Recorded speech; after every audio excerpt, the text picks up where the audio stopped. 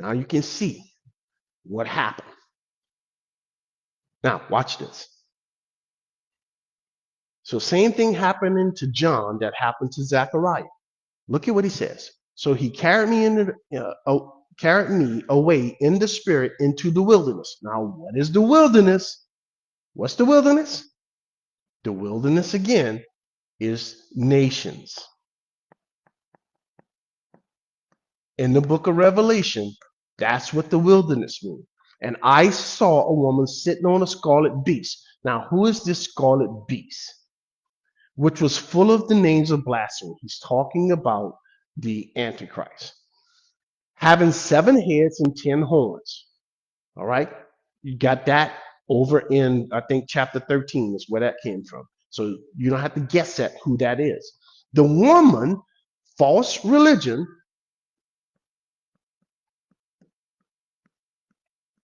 did something. She was arrayed in purple and scarlet, and adorned with gold and precious stones and pearls, having in her hand a golden cup full of what? Abominations, and the filthiness of her fornication. Man, what in the world? Again, all he's talking about is that the leaders of this thing is going to be filthy rich. And they're going to be filthy rich in false doctrine.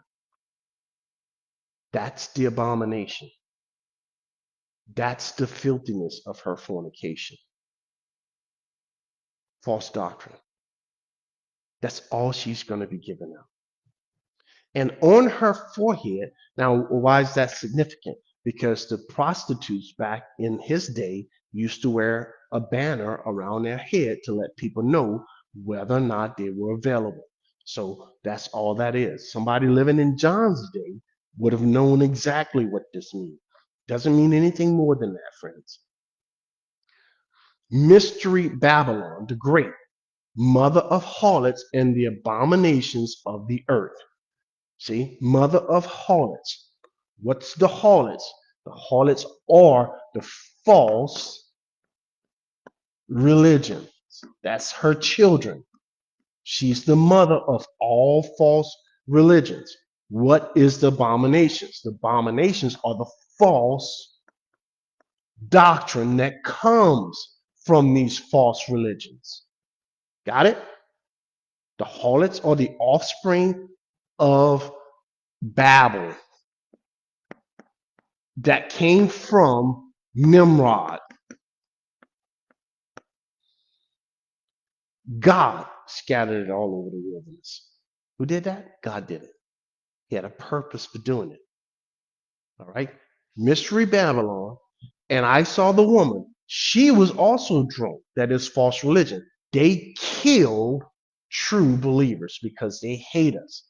And with the blood of the martyrs of Jesus. When I saw her, look at John said, I greatly amazed. He was amazed by her. All right. Now, let's go back quickly to Zechariah because we're running out of time. All right. Now, look at Zechariah. Now that I showed you that, hopefully, that now will bring you up to speed with me in the book of Zechariah. See, I'm going and teaching you from a knowledge base of what I showed you. Now you're up to speed with me. Now let's walk through it. So what's the basket? God, and he's gonna explain it, so I'm not gonna get ahead of it. All right. The resemblance going throughout all the earth. When did it happen? When did this resemblance of Babylon the Great send this religion throughout all the earth? The resemblance went out at the Tower of Babel when God confused the language. Okay? Was it the true mystery Babylon? No, because it got scattered. Mystery Babylon is single, a single prostitute. All right. He labeled the disc, had a lead disc, lifted up, and this woman was sitting inside. And he says, what is it? What's in the basket that he had lifted up? He says, this is wickedness. What is God defining as wickedness? all false religion and all false doctrine that comes from all false religions. All of it. How much of it? All of it. God called it wickedness. Kevin called it that? No, I didn't call it that. I simply read to you what God said. And he, the angel, now get this. Here's the basket. The angel has the lead disc. He opens it just so that Zechariah can take a peek. Zechariah looks in, says, hey, that's somebody in that basket. The angel said, yeah, that's wickedness. So apparently wickedness looks up. And what is she trying to do? She's trying to escape. She's currently restrained. She's restrained inside of this basket.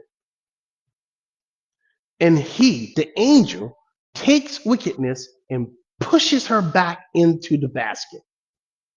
And he is the angel, thrusts her, that is the woman, Mystery Babylon. She's wanting to come out right now. She's wanting to be loose and do her deal. God says no. Thrust her down back into the basket, being restrained, and through the lead cover, he seals the lead cover back on it, over its mouth of the basket. Then I raised my eyes and I looked, and there were two women. Look, two women coming with the wind in their wings. For they had wings like the wings of a stork. You say, two women? Wings of the wind? Like storks? Yes.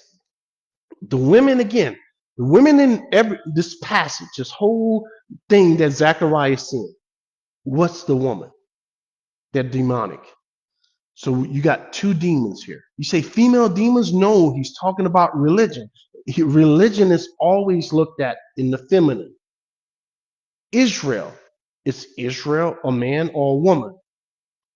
Israel is the name of Jacob. So is Israel a man or a woman? Israel is a woman. Well, I thought Israel was the name of Jacob. Jacob is a man. No, but the nation got married is a woman. So when God talks about Israel, he always called her a female. The church. Is the church a man or a woman? Well, the disciples were all men, but yet Jesus called the church a female. It's a bride. It has always been a bride. So when God looks at us as a whole, we are a female. We're his bride. Israel is his wife. So when God looks at religion and Satan, that's why the false religion is called Mystery Babylon. Is it really a woman? No. But she's married to Satan. Satan is her husband. So that's what God is pointing out to you. So these are offsprings of the one who's married to the woman. Coming with the wind. So you know now this is angelic. Say, Kevin, how in the world am I going to know just because it says the wind? Well, you got to go to other parts of the book. There's other parts of the book that talks about the wind. There are angels that hold back the four winds from the four corners of the earth. So we know and can look at the passage and see that he's talking about angels, and they had wings. Humans don't have wings. For they had wings like, were they stork? No, they had wings like a stork. Okay? What's a stork? A stork is an unclean bird. That means you could not offer that up to God. So what does that mean? That these two women are unclean. They're demons, friends. These two demons did something. They lift up the basket between earth and heaven. What is that? That's the second heaven. The second heaven is the abode of the demons. You got three heavens, friends. Heaven number one is the atmosphere or the realm between the spirit and the physical. This is where actions take place. That is, you go in the book of Daniel and you see this battle happening between Michael and these other angels and Gabriel and these other princes of Greece and prince of Persia. Where's it happening? It's happening in the heaven number one. When you see Michael in the battle in Revelation chapter 12 with Satan being kicked out of heaven, where's that battle happen? It's happening in heaven number one. The demonic abode is heaven number two. Heaven number three is where Jesus and the holy angels are. All right. So that's what he's talking about. This is heaven, the heavens, section two. So there it's on hold. It's sitting there. Why? Is the question. The question is, so I asked the angel who talked with me, hey, where are they carrying this basket? He said to me, look at this, folks, to build a house. So who was building a house?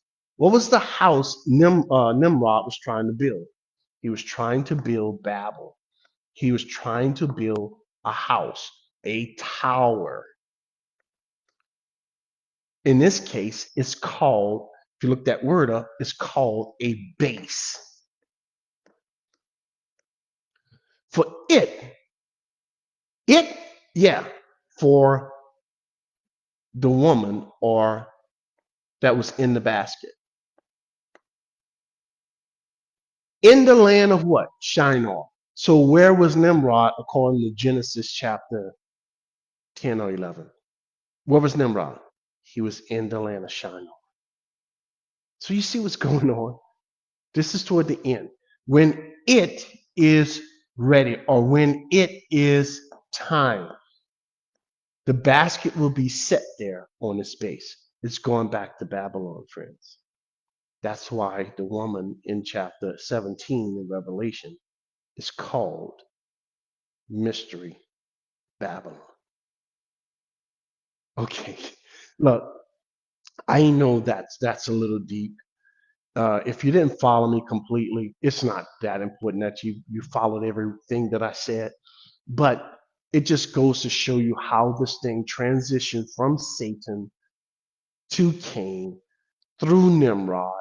Zechariah points it out what's going to happen, and then you can come in Genesis 11. He says, "Listen, I'll come back because I'm gonna have to tie all those together so that you can understand it. This is I have to tie it together so or it won't make sense. All right, friends. This is getting a little deep, I know, but just go back and read it again. Now, listen to it again. Go to the passages, read it over, ask the Lord to give you wisdom. Friends, it's right there in the book. It's there. You just if you're reading it, studying it, asking the Spirit of God to teach you, He'll give you understanding of it. I just pointed the roadmap to you. I showed it to you. Now go do some studying, some homework, and you're going to see that I'm telling you the truth. Okay, friends, till next time. Take care.